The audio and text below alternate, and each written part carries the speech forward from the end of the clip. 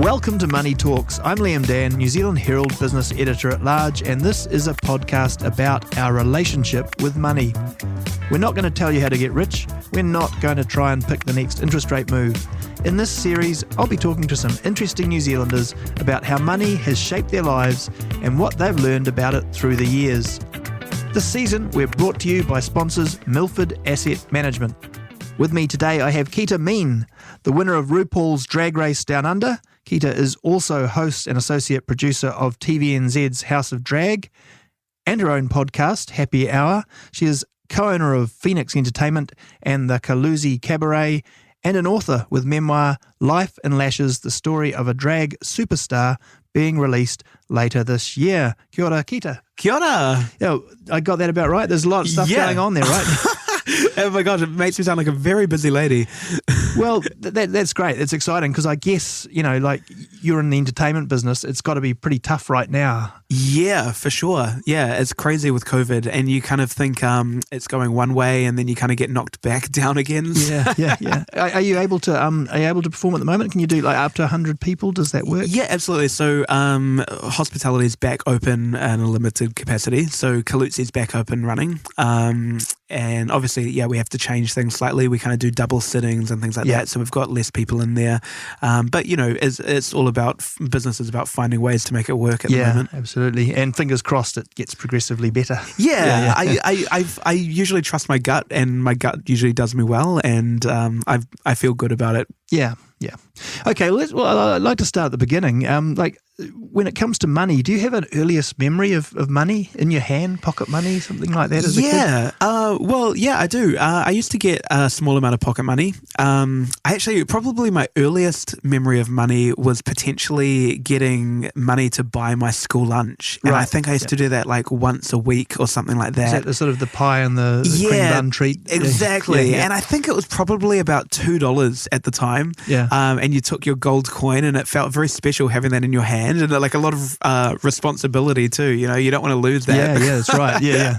And I was a fat little kid too, so getting the pie and the chocolate milk was very important. The highlight of my week. Yeah. So whereabouts did you grow up? Was there a sense of just money in the household and that sort of thing? Yeah. So I grew up in Howick. I went to Cockle Bay Primary School. Yep. I never really sort of understood money or knew kind of what it did or had that much of an understanding of it, apart from, that memory of getting the gold coin buy my lunch. I guess kind of later on in life is when I really started to like understand what it could do. I got my first job when I was 14. Right. Got a job at Pack and Save as a checkout operator. And I think I got something like $7.40 an hour or something back then. But still it adds up and you've got some real, some real money you can spend in your hand. So where did that go? What did you spend? Oh gosh, I was I was really bad with money when I was young. Like I was a spender. I loved leaving my account as fast as it was getting in there. Yeah. Well, I guess I don't want to, you imagine in the drag queen world that you've got to spend a lot of money, that it's money comes and goes, and I don't know why. I'm probably stereotyping, but I was thinking, it would be an indulgent kind of spending lifestyle rather than maybe a really austere working on your KiwiSaver. Yeah. Oh, you're absolutely right. So the world of drag is like very expensive, especially, and there's more and more expectation now to kind of look expensive and look amazing. Is that because it's gone, going mainstream and being on TV? Yeah, absolutely. The stakes have gone up? Yeah, absolutely. And I think because it's on TV, people are constantly trying to outdo what was on the last season or the last episode. So more and more the expectations there, and you kind of have to keep up or fold. So it's very much that, but there's also ways you can be like clever with drag and kind of design outfits that can have multi-use and reuse things and reuse and recycle. That's also the fun of drag. Amazing colour combinations and makeup and things. Absolutely, yeah. So one of the things I often talk about is the career path that people end up on and whether money shaped that.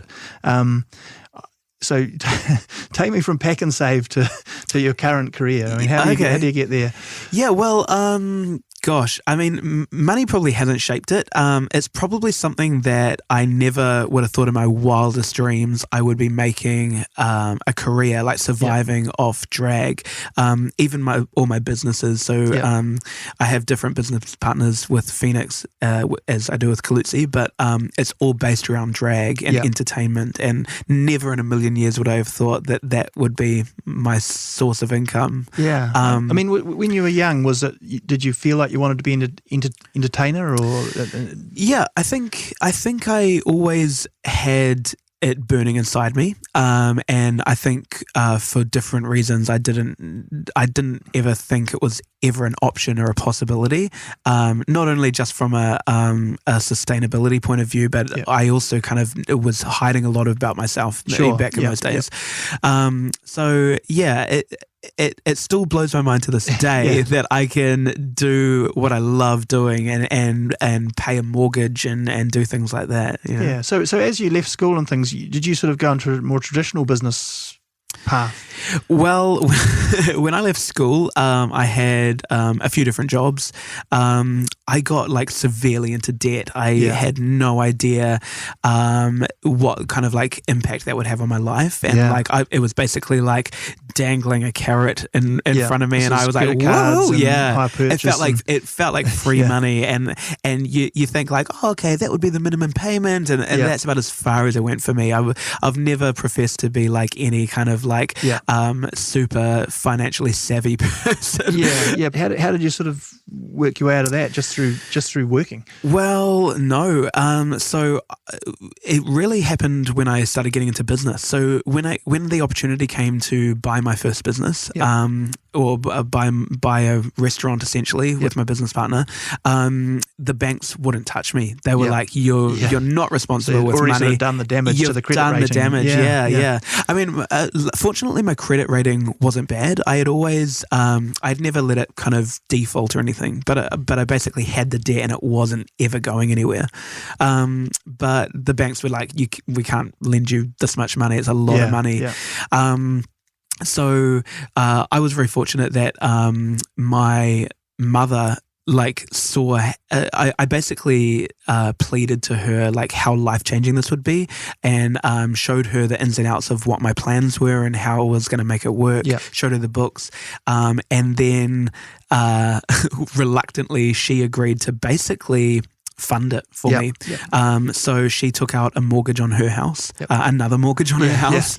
And basically it wasn't even at a point at those times where the banks would be like, she could be like a guarantor or anything. She basically had to get the money herself and hand it to me. Wow. Which was That's a lot of responsibility to take on. Massive. And I come from a family of a lot of brothers and sisters, and they were kind of looking at me like, how dare you even accept that? And they were kind of, shocked that it was allowed to happen. So you sort of had to work hard suddenly. Yeah, for sure. But I did. Obviously my primary focus was to get that money paid back, because no matter what happened, if the whole thing fell over, I couldn't let it fall over while while that mortgage was hanging over my head. So I got that paid off as quickly as possible.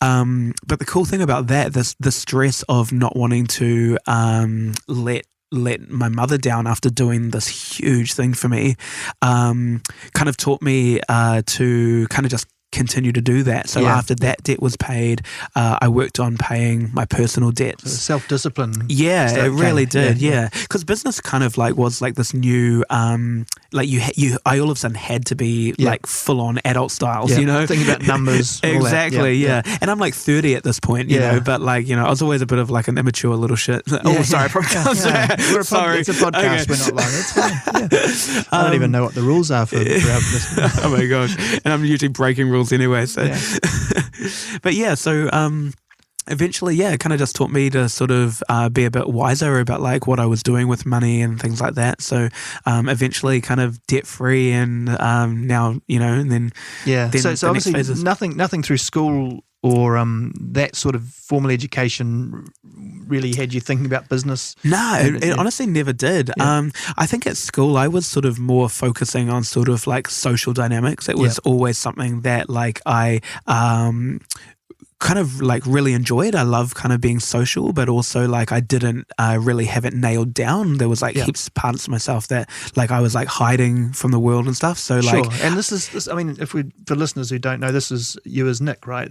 Yeah, absolutely. Yeah. So pre kind of like being like a loud and proud gay working drag queen, you know, I'm just sort of like this like closeted little kid. The person's still there. It's all there, you know, like drag is just like a hyper extension of myself. Yeah. But I was dead set on never letting the world see any little piece of that. So you know, so school was very much about kind of muddling through those dynamics. So really the downside to that is anything kind of academic really sort of like falls by the wayside. Because you've got so much going on just to get on. For sure, just to survive. Yeah, that's tough. So in that personal journey, was it when you were in the hospitality business, you know, you got a business going, you're able to start to sort of come out a bit more in terms of the drag side of things? And well, that kind of happened maybe kind of in my early 20s. Right. Finally started coming out of the closet and, you know, start getting more like comfortable with myself and sort of like living more authentically, I guess. Yeah.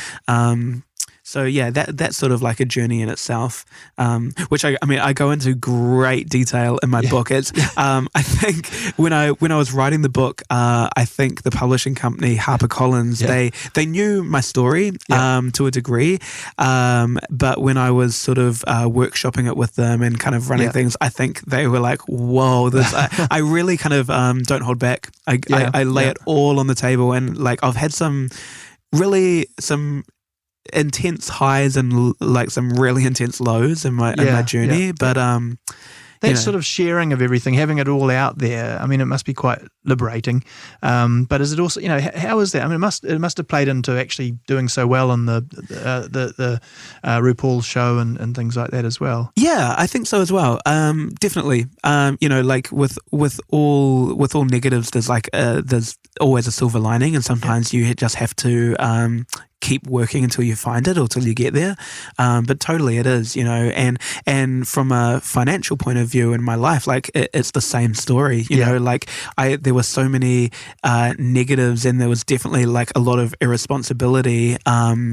But, you know, like eventually I got there and something clicked eventually and sort of bring it all together on one page. So how do you get from, so you've got a restaurant or in the hospitality business, and then how do you sort of bring it all together with the drag queen, the performing that comes together so that now you're in that space where you can sort of, you know, career and life are sort of in line, I guess. Yeah. Oh my gosh, I honestly don't know. I sometimes feel like the luckiest, like bamboozled fool in the world. You know, I honestly don't know. I think a lot of it has come down to being open to being open with myself and authentic with myself. I think as soon as I did that, everything in my life started to fall into place.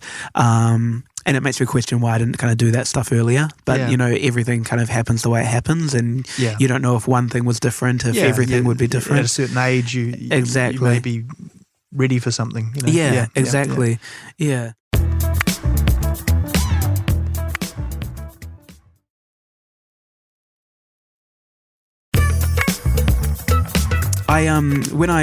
Speaking of money, like later on, so just after I started business, about maybe 3 years in, paid off all my debts, start saving for a mortgage, decide like that's the next step, need to buy a house. And I had the house, I was almost there, and this is kind of before everything went super crazy with mortgages and things, and nearly had the money, and I had this epiphany that if I was to get a house, I was very overweight at the time, very unhealthy. I think I was just over 160 kilos. Wow.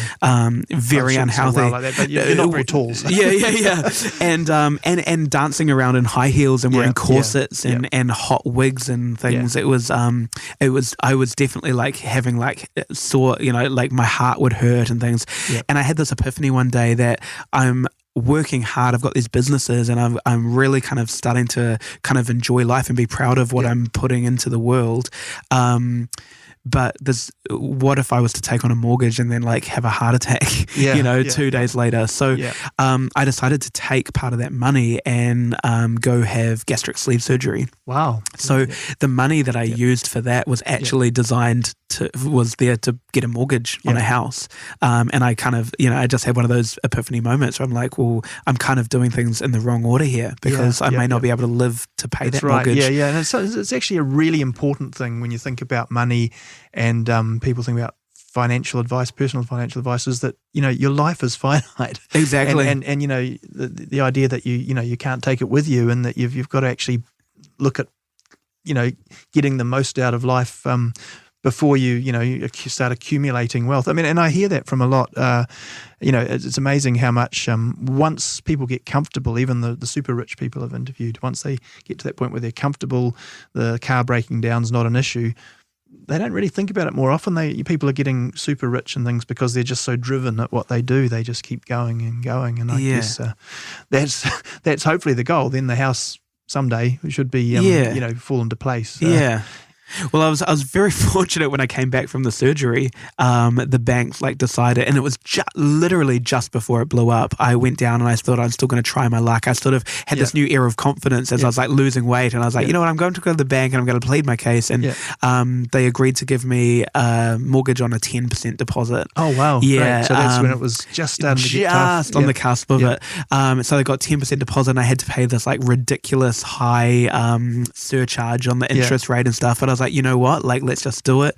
And again, timing was just on my side because I think about 2-3 months later, COVID came about.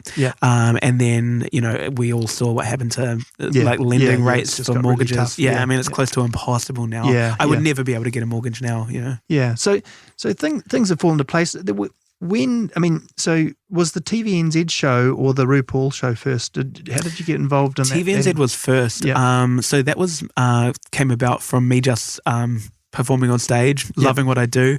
A producer from Warner Brothers wanted to pitch a show to TVNZ, and they saw me on stage and thought, hey, this would be a great someone to host it. Had they realised that RuPaul's one was blowing up in America, maybe, or potentially. This was probably before it was really in the mainstream. It has sort of been slowly getting more and more and more mainstream, and it's still happening more and more.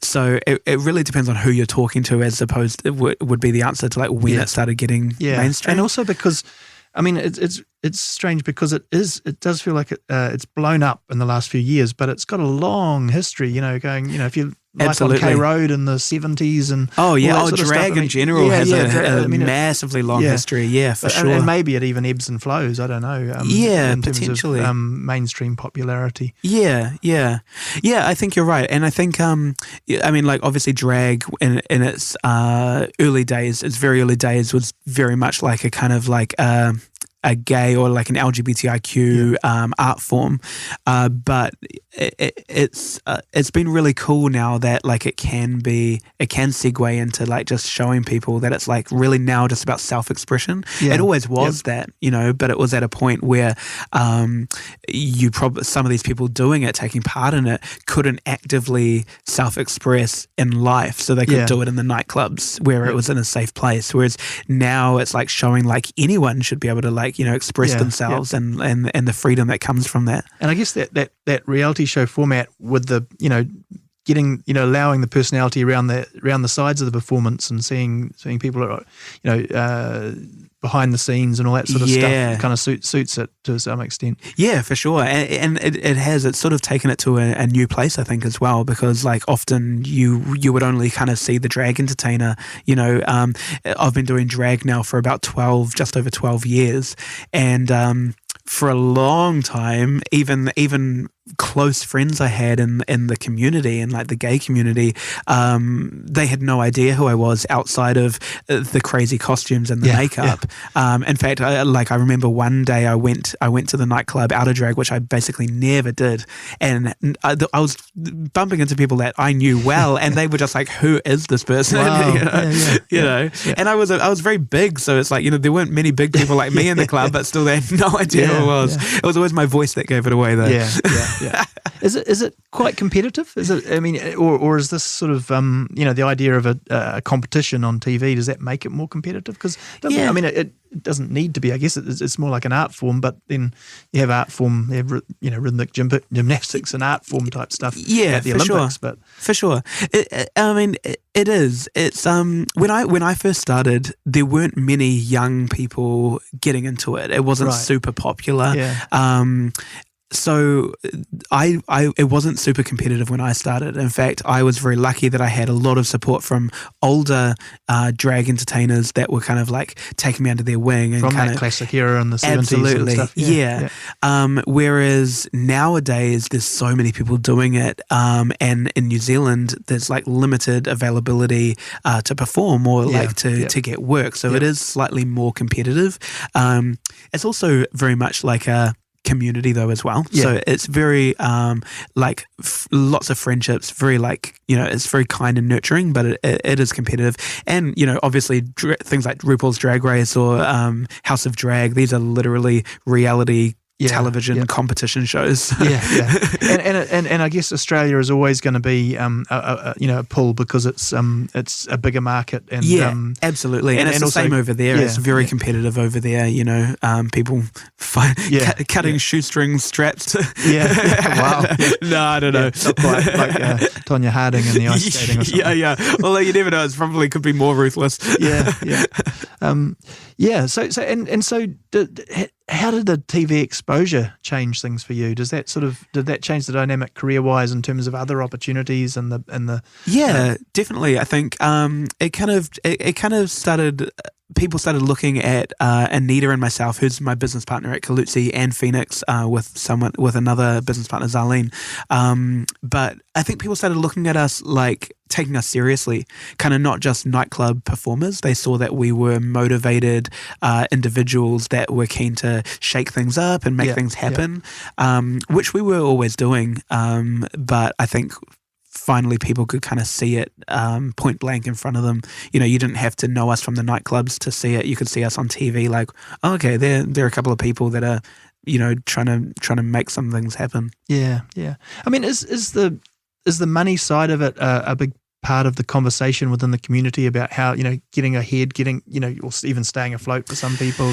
And I think because the art form is in the world of drag, like, you're drawn to it not for the money. It's such an expensive art form to dive into. I think no one's doing it to try and make good coin off it. It's not what you choose.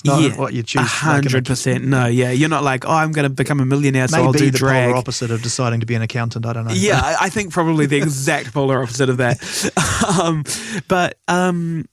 Like you can, like, I'm living proof that it can happen. Yeah. And I think anything, if you find something that you love doing, and then if you can turn it into a career, is always going to be, it's like hitting the jackpot. I sometimes have to pinch myself that I get to do it. I get to just be a clown for a living and tell offensive jokes. Well, I was going to say, one of the things I sometimes ask is, what's been your most extravagant purchase or indulgent purchase? Oh gosh, it would probably be drag. So really, it's the costumes, isn't it? For sure. Yeah. For Drag Race, I bought a set of $3,000 mechanical wings. Wow. But no regrets. I looked spectacular in them. So do you have to? Are you buying from around the world, or are you going to designers and getting them to make stuff? Yeah, around the world. I've got some really cool designers here in New Zealand. The wings were made by a company called Tectonic Workshop, who are based in Christchurch, and I've got a really amazing dress designer named Jen Jones. She's based in Auckland. But yeah, I've been. I used to go to Thailand when the world was open to costume for Kalutsi, and do things like that, and different designers around the place. I've got some really amazing Australian designers as well. So touch wood that it is going to open up again this year, and you picked it. What's next for you?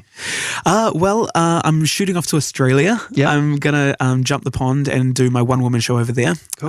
And I'm doing Adelaide Fringe Festival. And then I head to the States doing some shows over there, and then after that, I'm heading to Canada. Wow! So it is back out into the world. It is finally, and hopefully we can excited. Let you back in. The offers were there, but I could never leave home and not know if I could come back. The timing hasn't been great because you suddenly have all this opportunity. But, that's great. But able to get out there finally and leverage it, I guess. Yeah. So, I'm super excited to do that and kind of, obviously New Zealand will always be my home and I love this place and I would never, ever leave it for good. But I'm really excited to get out there and kind of, spread my wings. Sure. Well, look, that's great. We'll leave it there. I wish you all the best for that and look out for the book, which sounds like it will be amazing.